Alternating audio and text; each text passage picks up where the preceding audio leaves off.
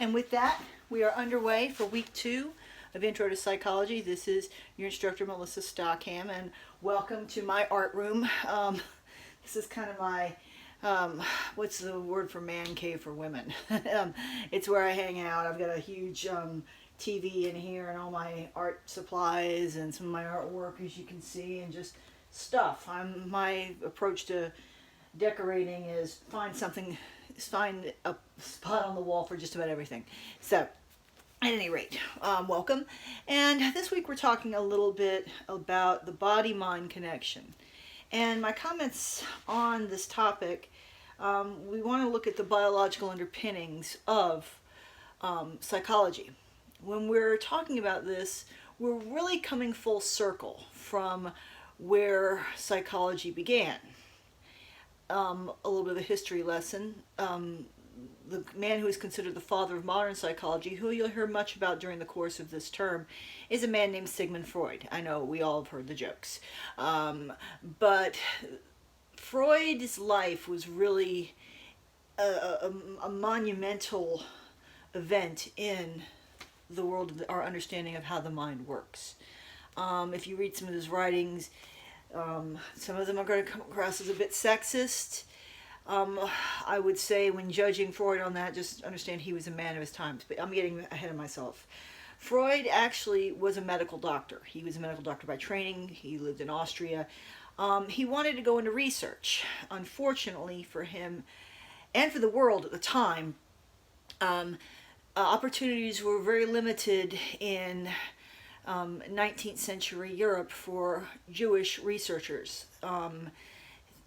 In fact, years later, Sigmund Freud himself would go from Vienna to London fleeing the Nazis. I actually saw a picture one time of Freud when I was in graduate school. I was looking through some picture books to clear my head before studying for something else, and there was a book on the Holocaust in Europe, and there's a picture in there, I'm just nosing through it, and there's a picture of Anna Freud and Sigmund Freud, and she had to look like she was trying to put a brave face on the fact that they were literally on a train hoping they didn't get stopped by the Nazis on their way to get on a boat to go to London. She had a look on her face like she was trying to be polite for the cameras. Freud had a look of abstract confusion on his face. This was a man who devoted his entire life to the understanding of the mind, and here was something going on around him that he just could not put a grasp on. It really, that picture just kind of put in the focus who Sigmund Freud really was. But he was a medical doctor, and because he did have limited opportunities as a researcher, he instead went into practice. He became a clinician. He met with patients. He noticed an interesting thing about his patients, though. A lot of them had physical symptoms that had no organic or biological or physiological explanations. And so he began to delve a little deeper, which is what all good researchers do. They delve a little deeper. And he noticed that a lot of these individuals had problems with what you might call today anxiety management. And so what their physical symptoms were actually manifestations of anxiety. And this idea was absolutely shocking for its time. Now today we have a better understanding. If anything, fast forward about 75 years, we have come full circle about our understanding of the body-mind connection. We do understand that our emotions do play a role in physiology. We understand that some illnesses, physical illnesses, do have psychological ramification, or certain psychological things, I should say, have biological ramifications later. We also understand that by choices we make psychologically, we can improve our health or worsen it, depending. We actually understand, believe it or not, there's a personality that is more prone to contract cancer than others. We also have an understanding of how stress affects the body that we didn't have previously, and that's one thing I wanted to talk about a little bit. We talk about stress. We always, everybody talks about stress. I mean, I remember a period of time in the 80s where you could not pick up a trade magazine, meaning Newsweek, Time, or whatever, without there being some kind of story about stress and impact on health.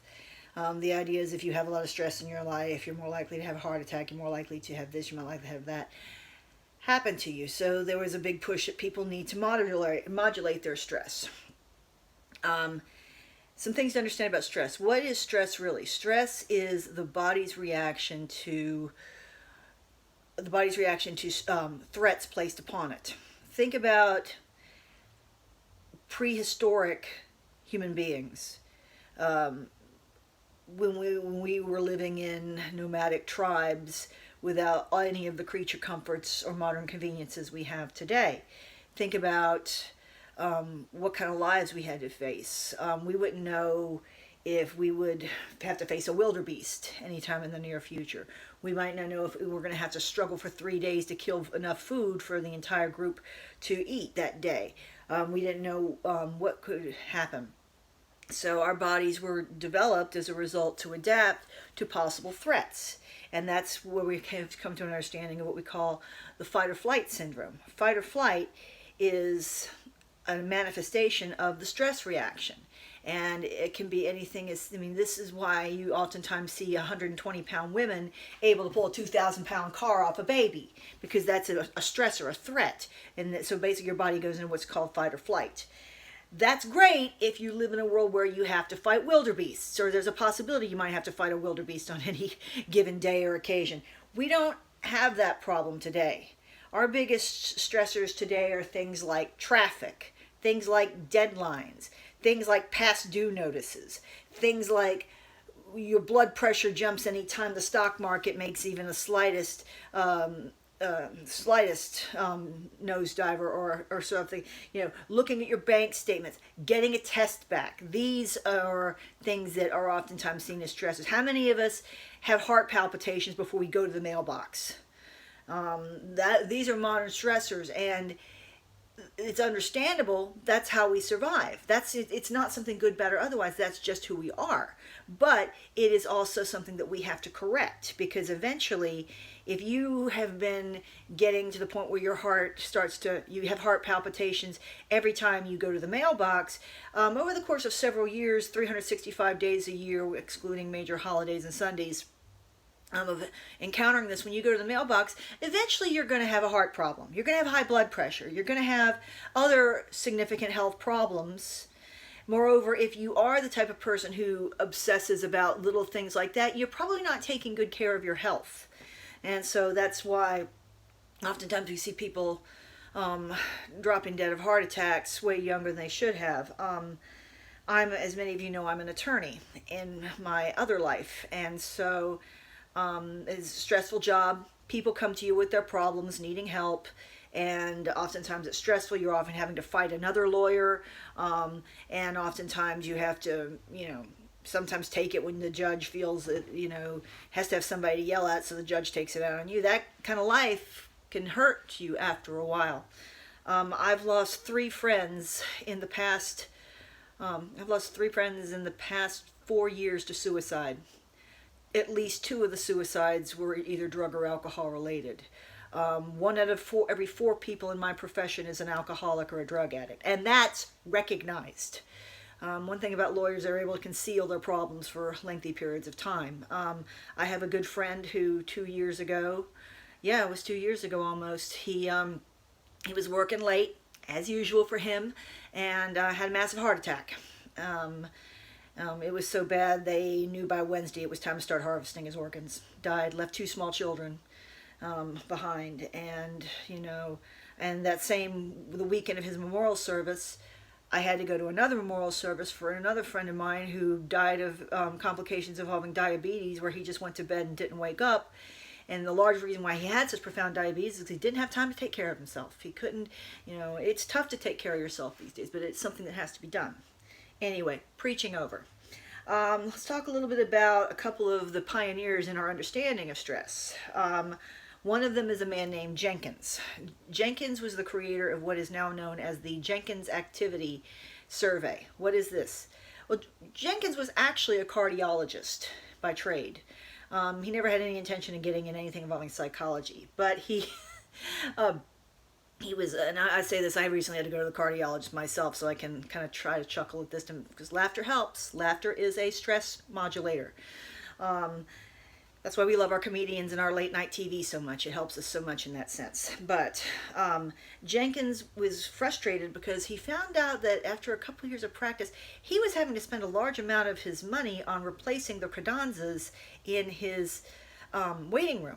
He found that most of the people, when they would come to see him, would actually be sitting at the very front. Basically, all of his credenzas and chairs in his office were starting to crater at the front, which means the people were sitting, I can't really demonstrate it here, but they were basically at the edge of their seat. These are people who live at the seat of their pants, on the edge of their seat.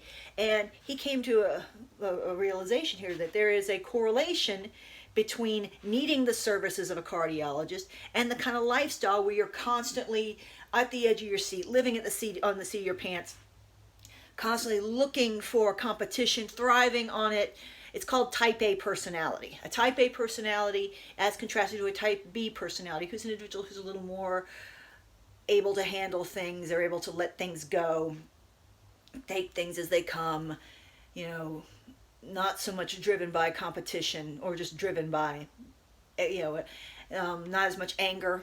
These people were type A personality individuals were twice as likely to have a heart attack within a certain year than a type B personality. So Jenkins came up with, Jenkins activity survey, where he would look at people's lifestyles, their attitudes and so forth, and see what was going on. He could tell you if you're type A or type B based upon that.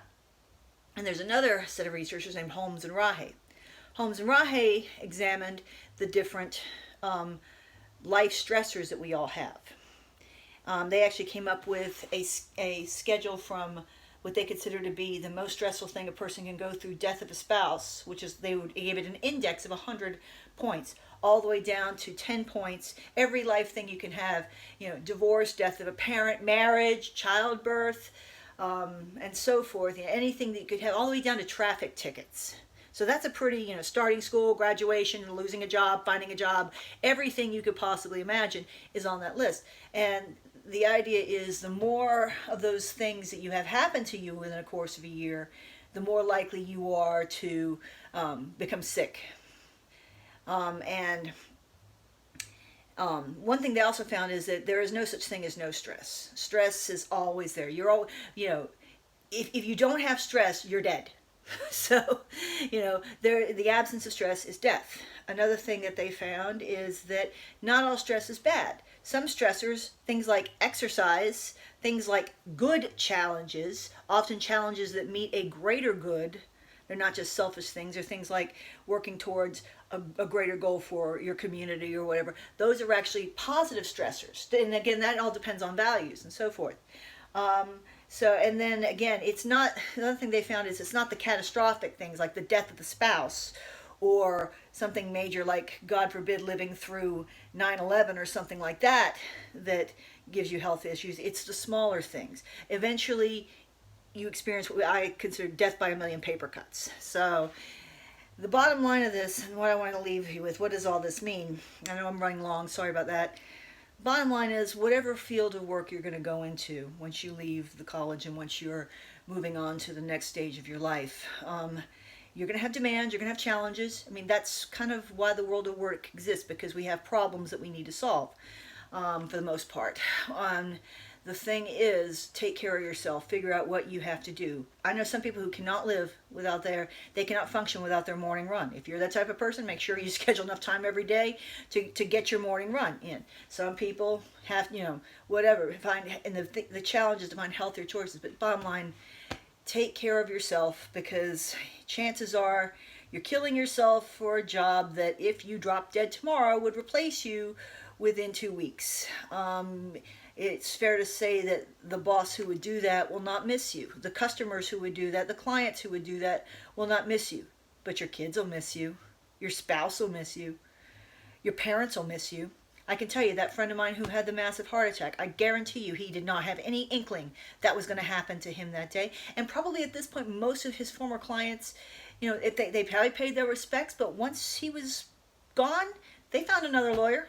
They got on with their lives. What about the kids he left behind? He had small children. What about the friends? What about the parents?